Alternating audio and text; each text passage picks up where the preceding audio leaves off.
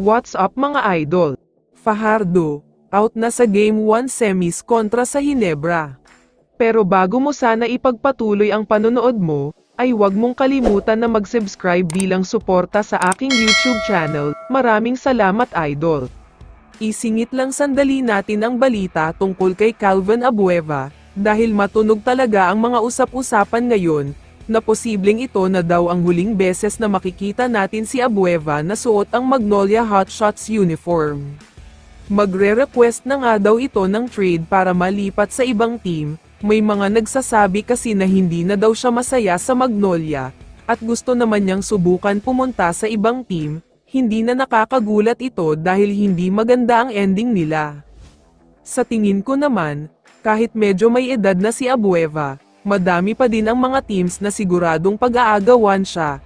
Sulit na kasi ang bayad sa kanya dahil sa hustle plays at energy niya, malaking bagay ito para sa isang team. Sa kabilang banda naman, lumipat na tayo sa much-awaited game ngayong playoffs, two of the most successful franchise, dalawang team na napakarami ng mga championship, maghaharap na nga ang SMB at Ginebra ngayong araw.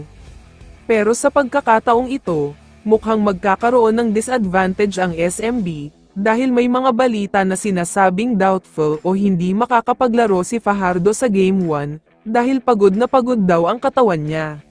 Para sa kaalaman ng lahat, maliban kasi sa pisikal at mahabang serye nila kontra sa Converge na umabot pa sa do or die, lumaban din ang SMB sa East Asia Super League, kaya naman ramdam talaga ng mga players ang fatigue.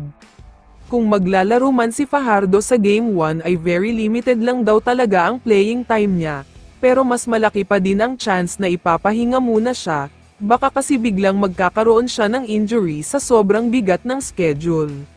Mukhang dapat mag-take advantage ang Ginebra dito, dahil alam naman nating lahat na ang heart and soul ng SMB ay nasa kanilang 7-time MVP na si Fajardo, kaya kung mawawala siya ay mahihirapan talaga sila ng husto.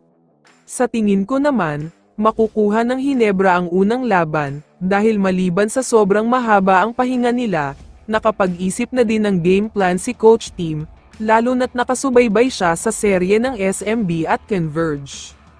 Hindi na ako magugulat kung magkakaroon ng sweep of 4-0 sa semis ng Ginebra at SMB, masyado kasi talagang malakas at mabilis ngayon ang Ginebra, at mukhang nakuha na nila ang best form nila sa playoffs. Kaya naman kung ikaw ang tatanungin idol, ano ang masasabi mo sa balitang ito? I-comment mo naman ang sagot mo sa tanong na ito. So dito na nagtatapos ang video na ito. Maraming salamat sa pagsuporta at panonood mga idol. Ingat at bye-bye.